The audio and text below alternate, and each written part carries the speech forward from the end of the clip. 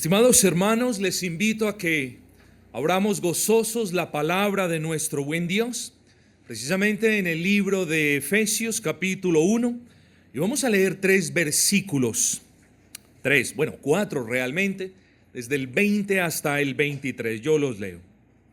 La cual, ¿de qué está hablando? De esa supereminente grandeza del poder. Entonces aquí decimos, esa supereminente grandeza del poder operó en Cristo, ¿haciendo qué? Resucitándole de los muertos y sentándole a su diestra en los lugares celestiales, sobre todo principado y autoridad y poder y señorío, y sobre todo nombre que se nombra no solo en este siglo, sino también en el venidero. Y sometió todas las cosas bajo sus pies, y lo dio por cabeza sobre todas las cosas a la iglesia, la cual es su cuerpo, la plenitud de aquel que todo lo llena en todo. El título del sermón que nosotros tenemos en esta mañana es un título también muy diciente. Y yo espero, estimado hermano y hermana, que a usted nunca se le olvide este título, porque este título refleja la realidad nuestra.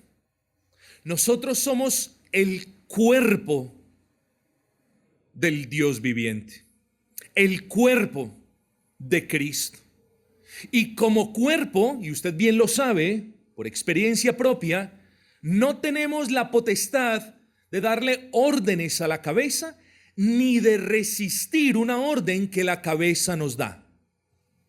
Entonces, a la luz del pasaje que acabamos de leer, mis amados, creo que un buen título es el siguiente: el señorío de Cristo sobre la iglesia. El señorío de Cristo sobre la iglesia. Y quiero que aún desde este momento usted piense así: si yo he confiado en Cristo, si he venido a Cristo en fe y en arrepentimiento, si en verdad lo he hecho, Él me ha perdonado y soy parte de la iglesia invisible. Y también soy parte de una iglesia local.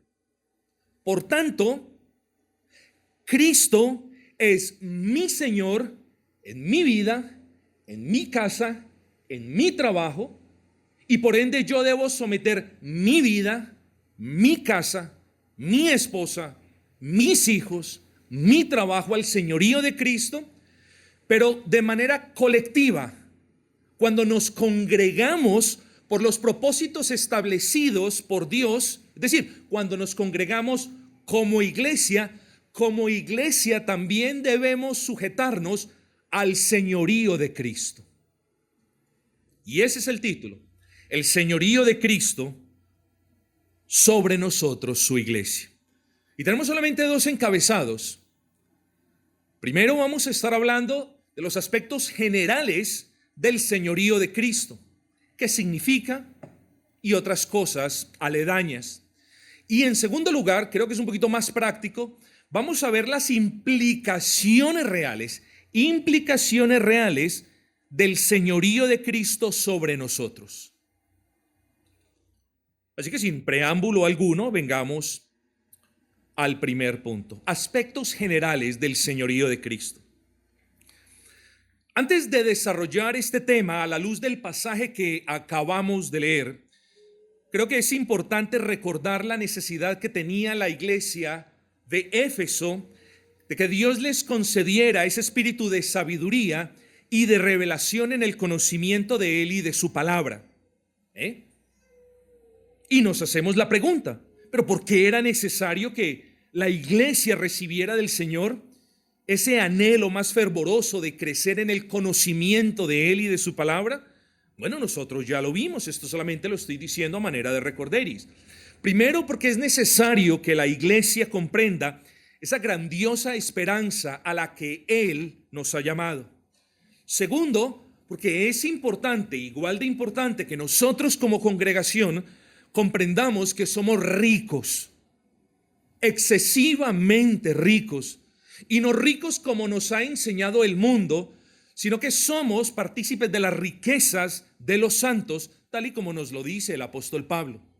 En tercer lugar, todos ya nos recordamos, porque es muy importante, hermanos, que nosotros seamos más conscientes de la supereminente grandeza del poder de Dios, que no solamente levantó a Cristo de entre los muertos, sino que también obra en nosotros como parte de la iglesia del Señor. Ahora bien, si Dios es un Dios de poder, y sabemos que lo es, entonces lo que Él ejerce sobre todo y sobre todos recibe el nombre de poderío. Poderío es como Él ejerce su poder en todos y sobre todos. Bueno, de igual manera, si Cristo es Señor, y sabemos que lo es, porque eso es lo que nos dice la palabra, entonces lo que Cristo ejerce en todos los que somos su iglesia y sobre todos nosotros se llama señorío. Así pues, mis hermanos, cuando hablamos del señorío de Cristo, y entienda bien esto, porque si no entendemos bien esto, pues mis amados, creo que nos vamos a perder las 3/4 partes del sermón. Preste atención a esto. Cuando hablamos del señorío de Cristo, a lo que hacemos referencia es, escuche bien, a la potestad, al dominio, al gobierno y a la autoridad que Cristo ejerce sobre todos y sobre todo, pero particularmente, como nos dice la palabra, sobre nosotros, su iglesia. Por tanto, cuando usted me escuche a mí o a otro hermano hablar del señorío de Cristo, estamos haciendo alusión al dominio, al gobierno, a la potestad que ese Señor ejerce sobre nosotros. Nosotros antes éramos esclavos de Satanás. Esas cadenas fueron rotas por Cristo, pero no para que andáramos deambulando de un lado para otro, sino que Él nos rescató para hacernos sus siervos. Por eso Cristo es el Curios, Señor, y nosotros los redimidos somos sus doulos, sus esclavos, sus siervos. Entonces, cuando hablamos de señorío, hablamos del dominio que Cristo ejerce, no en algunas cosas, no en algunas personas, en todos y en todo, pero particularmente sobre la iglesia. La iglesia de Éfeso entonces era consciente que Cristo ejercía sobre ellos su señorío y en consecuencia ellos debían sujetarse a Él como Rey y Señor y regente de manera incondicional. Mis hermanos, piensa en Cristo. ¿Quién es Cristo para usted? Es el Salvador, es el Rey, es la segunda persona de la Trinidad, es quien murió en la cruz del Calvario por quienes hemos creído, quien derramó su sangre para borrar nuestras culpas. Él es Cristo. Pero no podemos dejar de pensar en Cristo como Rey. Él nació siendo Rey. No se nos puede olvidar. Creció siendo Rey, murió siendo Rey y resucitó siendo Rey y para ser Rey para siempre. Y eso, es lo que nos dice el versículo 20. La cual, esa supereminente grandeza de su poder operó en Cristo, resucitándole de los muertos y sentándole a la diestra en lugares celestiales. Esa expresión sentándole a la diestra en sus lugares celestiales, esta expresión prueba sin ningún tipo de ambigüedad que Cristo está sentado. No en una banca, en un trono, no en ninguna parte, en los cielos. ¿Haciendo qué? Bueno, ejerciendo todo poder y todo dominio y toda autoridad sobre todos, pero particularmente sobre la iglesia. No podemos, hermanos, sería un gran desatino que nosotros, hermanos, no entendamos que Cristo nació siendo Rey, creció siendo Rey, murió siendo Rey y hoy es Rey y gobierna y domina sobre nosotros, sobre su pueblo, sobre todo el mundo, sobre todas las personas, pero particularmente sobre su iglesia. Quiero abrir un paréntesis, hermanos, porque no obstante la claridad de lo que dice Pablo, existen algunos hermanos, genuinos hermanos, que argumentan que el Señor Jesucristo no reina plenamente. Y esto lo dicen porque el argumento es porque el mundo no obedece la ley de Cristo, dicen ellos, pues luego Cristo no puede estar reinando sobre ellos. ¿Cierto? Si Cristo estuviese reinando, entonces todo el mundo estuviese obedeciendo. Ese es uno de los argumentos de algunos hermanos. Otros hermanos dicen que Cristo aún no reina en lo absoluto y que Cristo va a reinar en el milenio. Hermanos, pero eso es, uno, no es lo que me enseña la Biblia en su todo, y dos, no es lo que nos está diciendo el apóstol Pablo en este particular. El apóstol Pablo nos dice de manera inequívoca, primero, que Cristo ya está sentado. Mucho cuidado con esto, hermanos. Cuando Cristo resucitó dentro de los muertos, Él fue entronizado por el Padre a su diestra. Es decir, Él fue sentado por el Padre a su diestra. Se sentó en un trono. Y tenga en cuenta que la entronización o el hecho de que Cristo se haya sentado en su trono no fue algo que el Padre hizo simplemente como por responder. No, fue el cumplimiento de una promesa hecha en la eternidad por el Padre. ¿Y cómo lo vemos? Recuerden lo que leímos en el Salmo 101. Jehová, palabras de David, Salmo de David, Jehová dijo a mi Señor, siéntate a mi diestra hasta que ponga a tus enemigos por estrado de tus pies. Así que Cristo está sentado a la diestra del Padre, pero no menos que el Padre, es igual al Padre, en poder, en potestad, en eternidad, en gloria, en todos y cada uno de sus atributos, Cristo es igual al Padre. Mis amados hermanos, pero además de decirnos que Cristo ya está sentado en el trono y que de hecho Cristo es el que gobierna, nos hacemos la pregunta, ¿cómo deducimos que Cristo está gobernando? Bueno, hermanos, eso es lo que nos dice el versículo 21. Sobre todo principado y autoridad, es decir, Cristo ejerce dominio, Cristo ejerce señorío sobre todo principado y autoridad y poder y señorío. La interpretación de esto varía. Algunos dicen que está hablando de las órdenes de ángeles o de seres caídos. Eso en realidad no nos incumbe. Lo que nos incumbe es ver el señorío de Cristo sobre todas las cosas, sobre todos los ángeles y sobre todas las personas. Eso es lo que nos incumbe saber. Entonces lo que Pablo le dice a la iglesia de Éfeso es que Cristo es rey, que Cristo está sentado a la diestra del Padre y que sentado ejerce su poder y su señorío sobre todos e insisto particularmente sobre ese cuerpo de redimidos. Ese sobre, lea el versículo 21, sobre todo principado, como este todo precede una serie de descripciones, de enumeraciones, ese todo se puede anteponer de la siguiente manera: sobre todo principado, sobre toda autoridad, sobre todo poder, sobre todo señorío y sobre todo nombre, sobre todas las cosas. Así que hermanos, todo es todo sin excepción. La iglesia está feliz de poder decir: Cristo es nuestro Rey, nuestro Salvador, nuestro Señor. Cristo domina sobre mí. Cristo domina en mi hogar. No nos sujeta a esclavitud.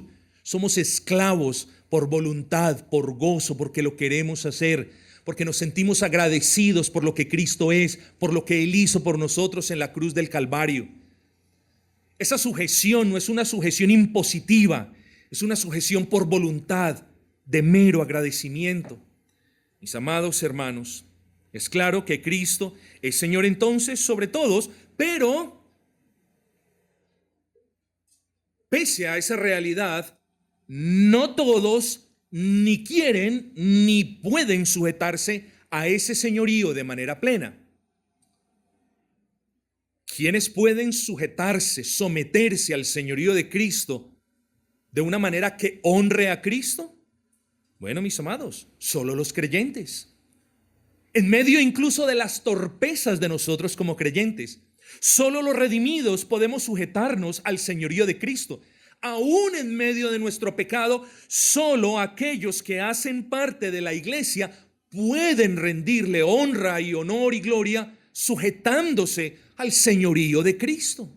Aún en medio de nuestras falencias, hermanos.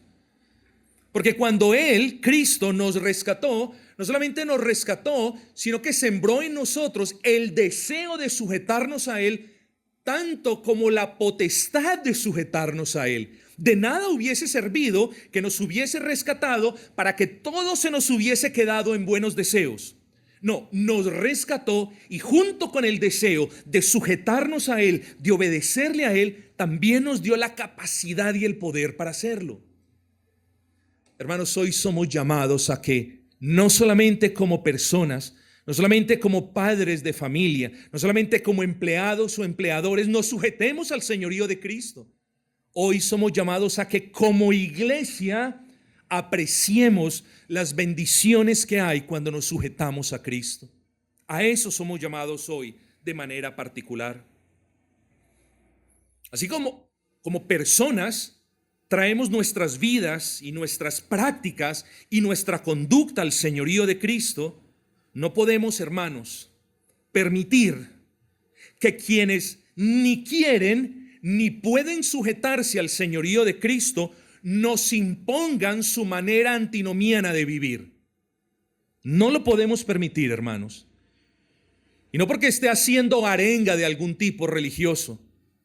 Es porque nosotros tenemos a un Cristo, a un solo Señor, y Él nos ha dado su bendita ley. Y esa ley, hermanos, la debemos honrar, porque así le estamos diciendo: Señor, te amo. Por tu gracia puedo cumplir esto, pero Señor, es por tu gracia. Y pese a que no la cumplimos perfectamente, te estamos demostrando nuestro amor y también nuestra sujeción como iglesia a vivir bajo tu ley. Así que, hermanos, tengamos cuidado en eso. Considere lo siguiente también. Cuando hablamos de iglesias sujetas al señorío de Cristo, y cuando hablamos de la injusticia que nosotros estamos viviendo y que muchos otros hermanos peor viven en otros países, y cuando vemos, hermanos, la legislación perversa de algunas naciones, y cuando vemos todas estas cuestiones, y cuando vemos iglesias en otros asuntos diferentes a la proclamación del evangelio, hermanos, he aquí un consejo que nos va a servir de mucho. No nos preocupemos tanto por el cuándo o el cómo el Señor Jesucristo juzgará a las iglesias y a las naciones que no se sujetan a su señorío. Ocupémonos más bien, estimados amigos y hermanos, en cerciorarnos de que no vamos a ser juzgados nosotros como iglesia por no sujetarnos a ese señorío. Esa es la prioridad. De lo demás se encarga el Señor. De esto que nos atañe, encarguémonos nosotros, hermanos. Tengamos cuidado, pues, que por estar más pendientes de: Señor, ¿y cuándo vas a castigar a esta nación que no se sujeta a su señorío? O de que ¿cuándo vas a castigar a estos magistrados que hacen lo opuesto a tu ley? Preocupémonos antes de eso, hermanos, en cerciorarnos que nosotros como iglesia no vayamos a ser ni juzgados ni castigados precisamente por eso que estamos señalando. Si las naciones y los gobernantes no quieren sujetarse al señorío de Cristo, hay juicio para ellos ahora y habrá juicio para ellos en la eternidad. Mientras tanto, ocupémonos nosotros de no ser ni juzgados ni castigados por estar creyendo o haciendo algo que va en contra del dominio que Cristo ejerce sobre nosotros, su iglesia. ¿Ya entiende por qué nosotros no estamos en libertad de adorar a Dios como nos plazca? ¿Ya comprende por qué nosotros no estamos ni tenemos la potestad de hacer las cosas a nuestra manera, de evangelizar a nuestra manera, de adorar a Dios a nuestra manera? Porque cuando lo hacemos a nuestra manera, nos estamos rebelando contra el señorío de Cristo, mis hermanos. Que no se nos olvide eso. Pero hemos hablado un poco de los aspectos generales. Vamos a hablar de esas implicaciones. ¿Qué implica vivir bajo el señorío de Cristo? Y vamos a hablar de 5 puntos, de 5 implicaciones, mis amados hermanos. La primera implicación: cuando una iglesia realmente se sujeta al señorío de Cristo, la primera implicación es esta: la iglesia debe creer la doctrina y solo la doctrina inspirada por el Espíritu de Cristo.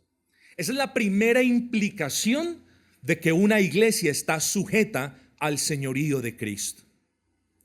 Todo en la iglesia comienza por la gracia de Dios. Luego esa gracia se manifiesta en esa iglesia dándoles a quienes la integran una misma fe, un mismo sentir, un mismo espíritu al respecto de la fe. Entiéndase fe como doctrina. Así entonces, cuando hablamos de una iglesia sujeta al señorío de Cristo, en primer lugar hablamos de que la doctrina de la iglesia, de que la fe de la iglesia no debe ni puede ser otra de aquella que encontramos en la palabra de Cristo. Cuando alguna creencia de la iglesia difiere de aquella palabra inspirada por el Espíritu de Cristo, se puede decir que la iglesia no se está ajustando al señorío de Cristo. Miren las implicaciones, hermanos. Atrás quedaron, creemos esto. ¿Y por qué lo cree? Por tradición. Incluso atrás tienen que quedar cosas como creemos esto por lo que nos dice la confesión. No, mis amados hermanos.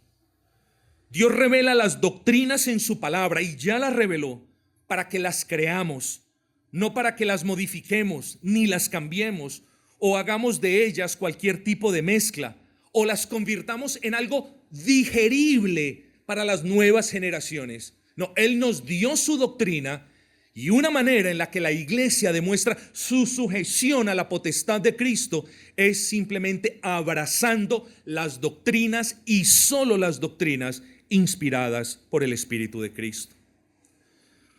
Así que cuando una iglesia cambia en menor grado cualquier doctrina que es revelada en la palabra, es claro que de ella se puede decir no está sujeta al señorío de Cristo.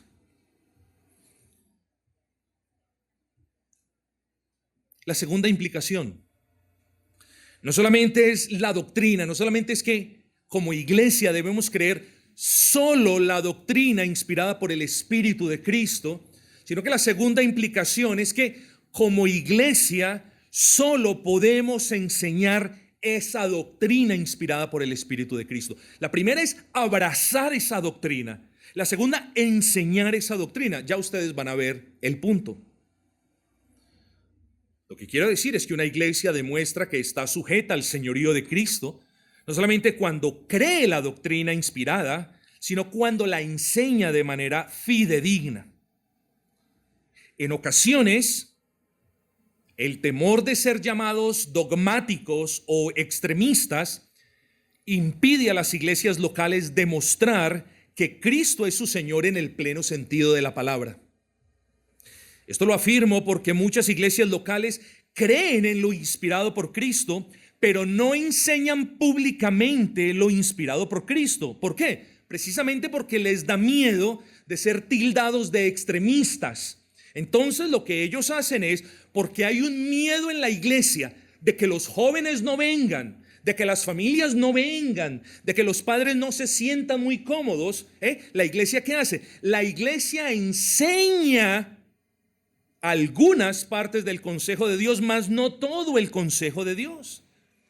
Y estimados hermanos, que nos llame el mundo como nos quiera llamar, pero el Señor nos da una orden clara en Mateo 28, versículo 20.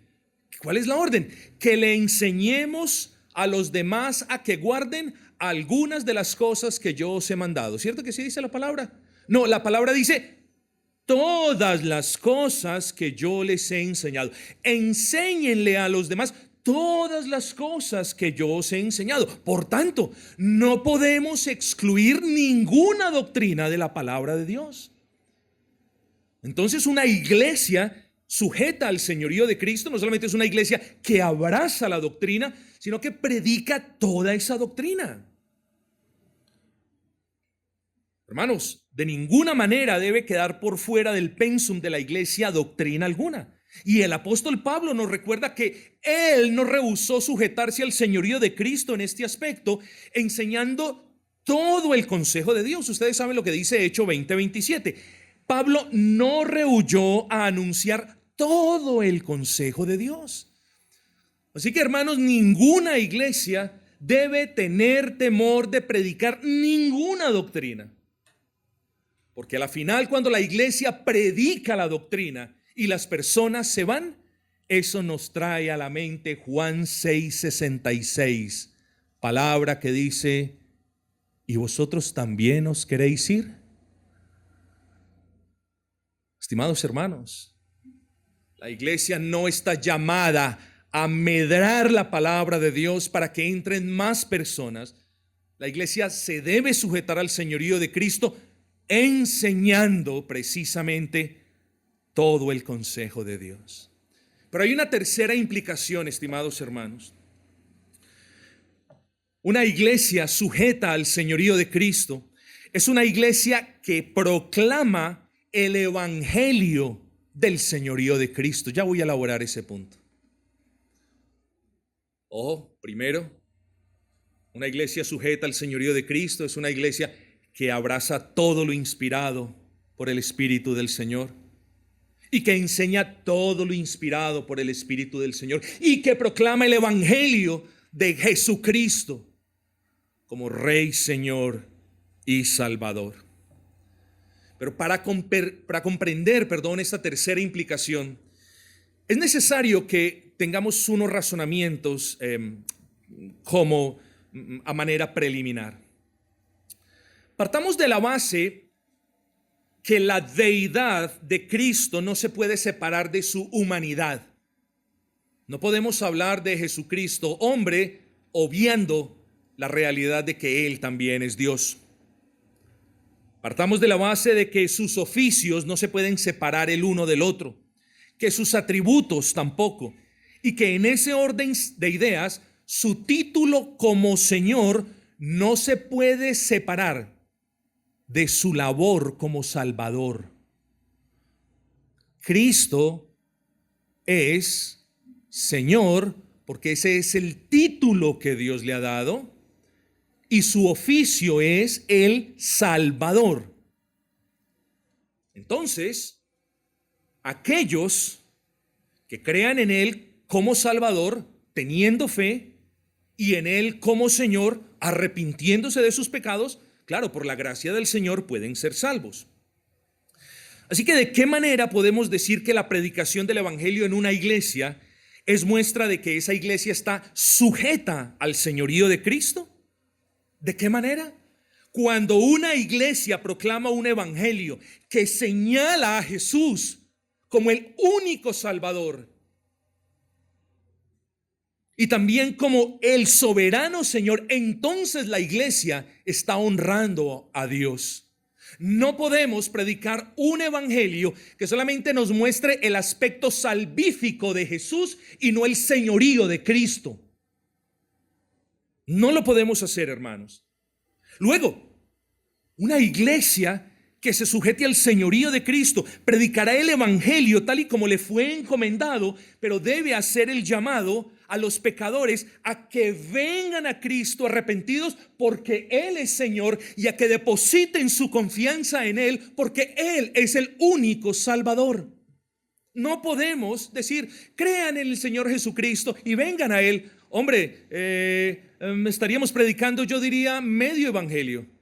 Tenemos que hablar, hermano, del evangelio, y el llamado debe ser consecuente, y debemos de nuevo instar a que los pecadores vayan a ese Cristo en fe, pero que vayan a ese Cristo arrepentidos porque Él es Dios y Señor soberano. Un evangelio que no es predicado de esa manera no honra al Dios vivo. Por eso decimos que aquellos que son salvos, claro, lo son por la mera gracia de Dios, pero lo son porque Dios obra en ellos una fe arrepentida y un arrepentimiento crédulo. Es decir, Dios les da la gracia de la fe para creer en su Hijo, pero al mismo tiempo les da la gracia del arrepentimiento para que vengan arrepentidos a Él confesando sus pecados. Recuerden lo que nos dice Romanos 19. Si confesares con tu boca que Jesús es el Señor, es decir, si ustedes reconocen que Jesús es el Cristo y creyeres en tu corazón que Dios levantó de los muertos, es decir, si creen de verdad que Él murió por sus pecados y que luego Dios lo levantó de los muertos, serás salvos. En este versículo podemos ver a Cristo como Salvador y a Él como Señor. No podemos hablar de Jesús o del Cristo. Me explico, no podemos hablar del Salvador que no es Señor o del Señor que nos salva. Por tanto, una iglesia bíblica va a manifestar su sujeción al señorío de Cristo proclamando un evangelio digno y llamando a los pecadores al arrepentimiento de la manera como lo hemos explicado. En cuarto lugar, la cuarta implicación. ¿Cómo sabemos si una iglesia está sujeta al dominio, a la potestad o al señorío de Cristo? Bueno, creo que esta parte es importante. Una iglesia, o de una iglesia se puede decir que está sujeta al señorío de Cristo cuando la iglesia sujeta sus prácticas a ese Señor.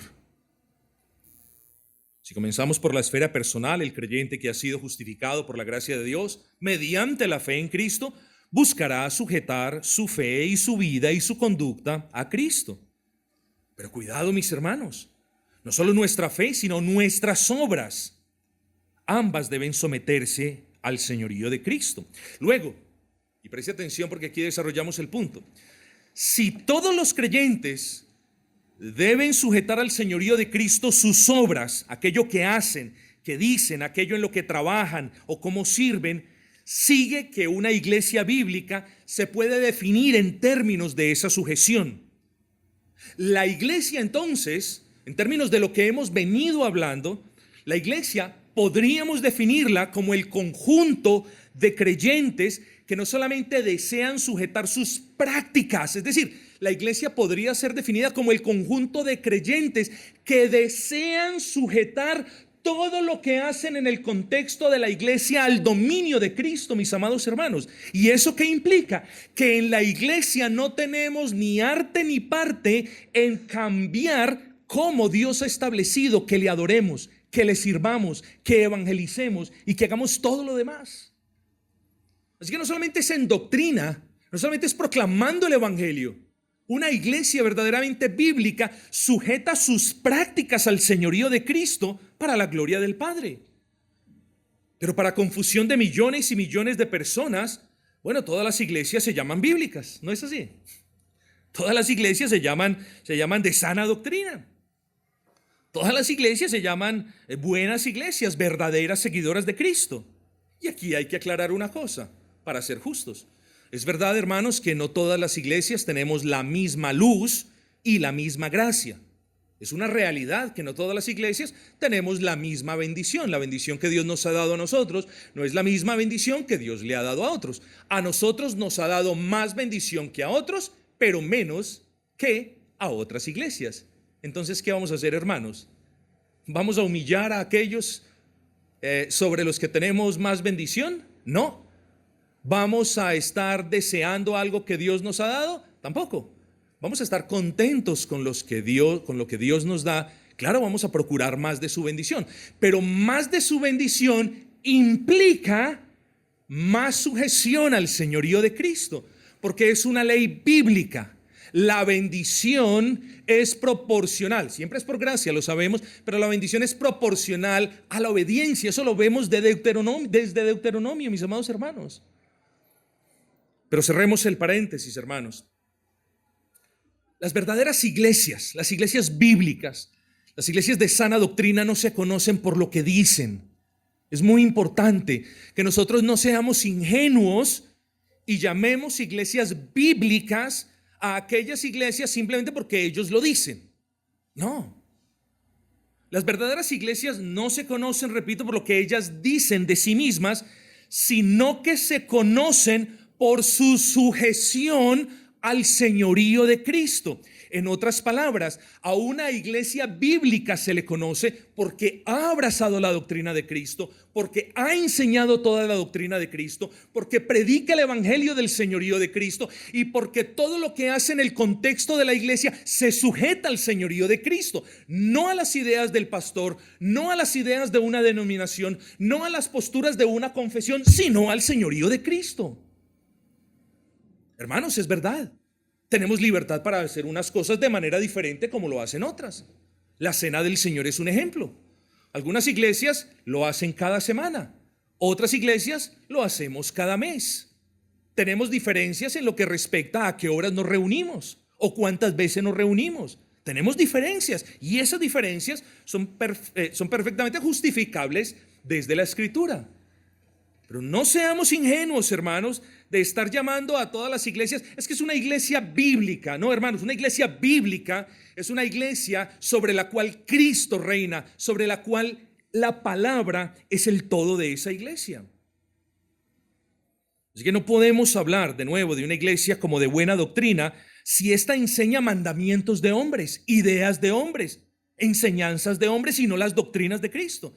Bueno, de la misma manera no podemos decir que una iglesia tiene buena práctica si se reúnen cada domingo para hacer cosas que jamás han sido sancionadas como lícitas por Cristo. Hermanos, las implicaciones son grandes. Y es que por mucho que queramos, mis hermanos, no podemos hablar de una iglesia sujeta al señorío de Cristo en la que se pueden observar prácticas espurias como adoración. Eso ya lo hemos dicho. Espero que no sea molesto para ninguno de ustedes, porque saben que no lo digo con el espíritu de señalamiento. Ese no es el espíritu con el que lo digo. Solamente quiero ilustrar el punto.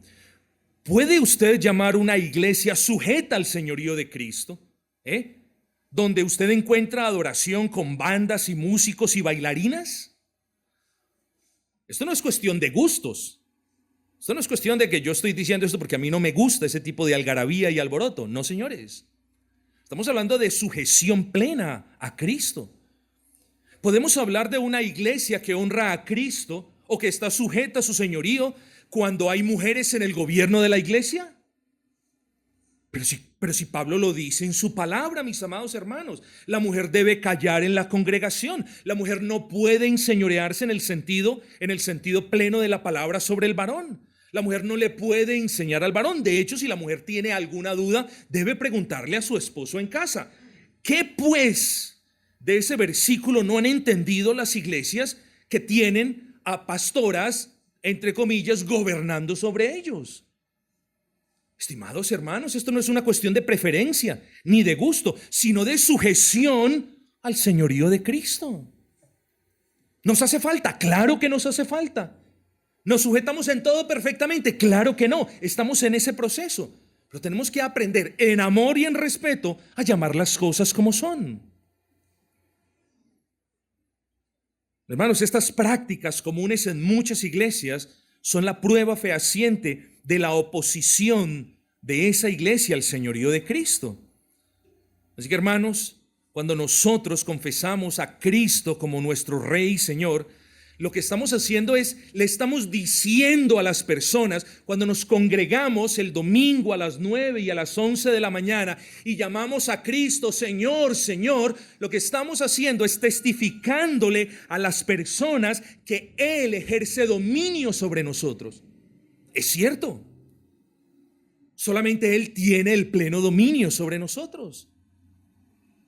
Tenemos que tener cuidado, hermanos, porque el hecho de que no nos guste que otros ejerzan dominio sobre nosotros no significa que ahora nos vamos a predisponer para que Cristo no ejerza ese dominio sobre nosotros. Él lo tiene, Él tiene el derecho.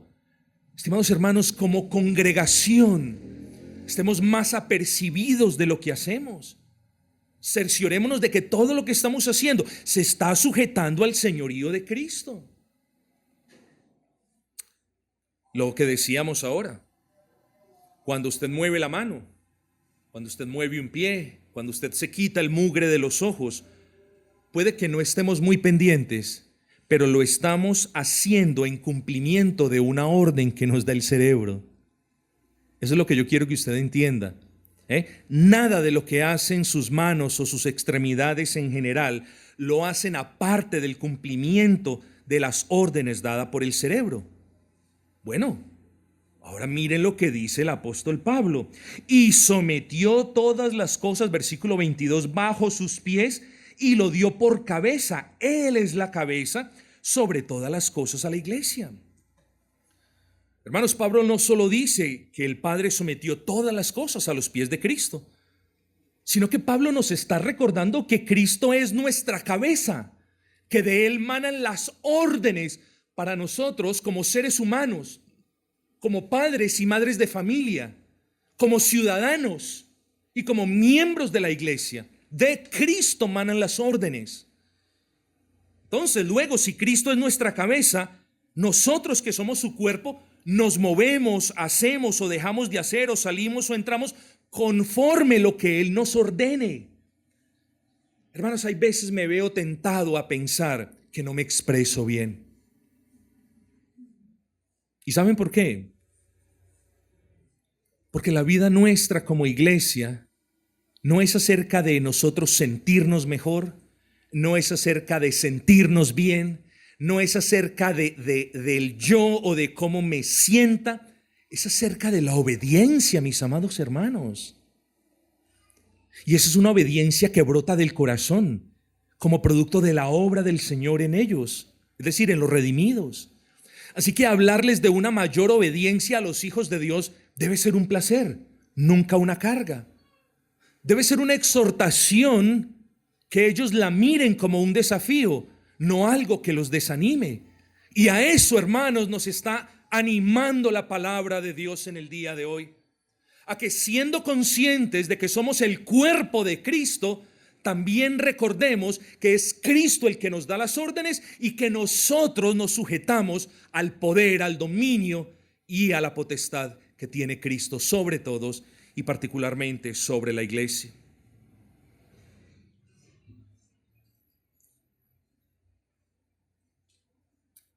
Termino diciendo, como iglesia, estimados hermanos, como iglesia debemos esforzarnos por sujetarnos más y más y más al señorío de Cristo en todo.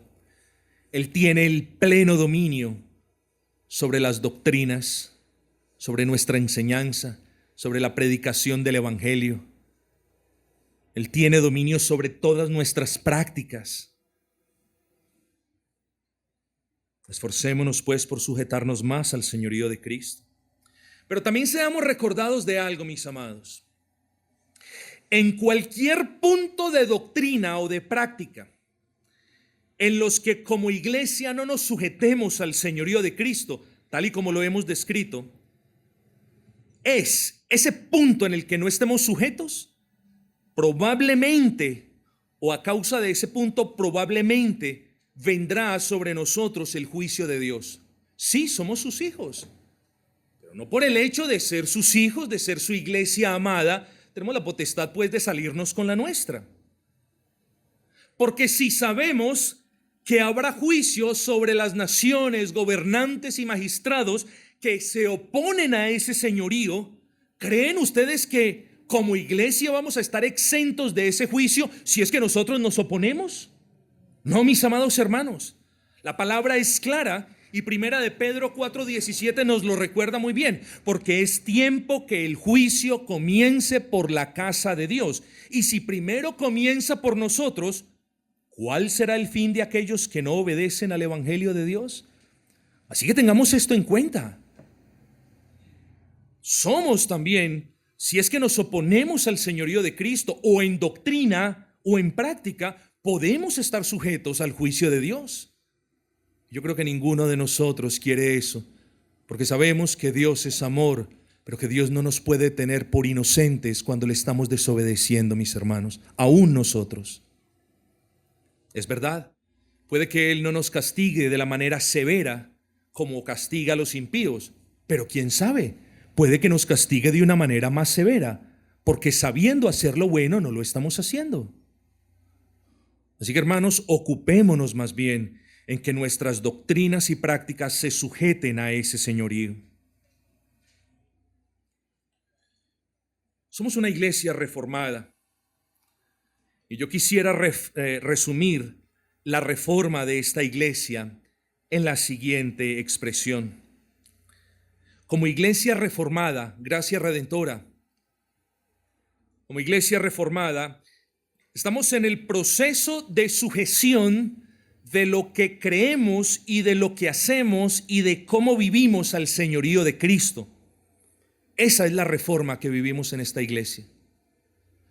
Porque no podemos decir que todo lo que creemos y que todo lo que hacemos y que de la manera como vivimos todo está sujeta plenamente al señorío de Cristo. Por eso somos una iglesia reformada. Porque si bien hay una convicción fuerte de que ese es el caso, en nosotros, por la gracia del Señor, y así también en toda iglesia bíblica, está la humildad para ver, hermanos, que hay más áreas de doctrina y hay más áreas de práctica en la que debemos sujetarnos al señorío de Cristo. En palabras más claras, hay cosas que debemos creer más fervientemente y hay cosas que debemos hacer más bíblica y sacrificadamente, hermanos. Entonces, ¿hemos alcanzado la perfección? Ciertamente no. ¿Cuánto nos hace falta? Ciertamente muchísimo. Pero no obstante, hermanos, nuestras falencias y torpezas y lo mucho que quizás aún nos quede por reformarnos, nuestra oración como iglesia debe ser esta: oh Señor, en lo que no creamos bien, ilumínanos. En lo que no hagamos bien, ten paciencia y corrígenos.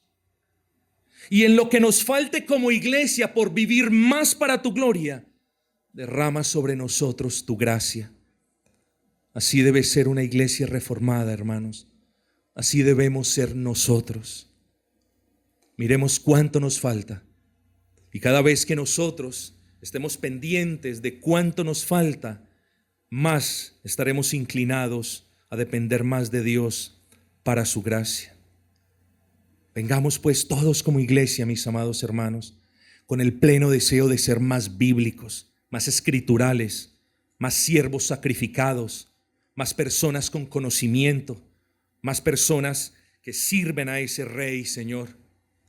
Vengamos pues como iglesia hoy, ese es el llamado de la palabra, a que todo lo que creamos y lo que hagamos esté sujeto al señorío de Cristo, a que nuestras vidas como iglesia se sujeten al señorío de Cristo. Que ese sea el deseo de todos nosotros hoy. Sería una buena cosa si el Señor así obra en sus hijos.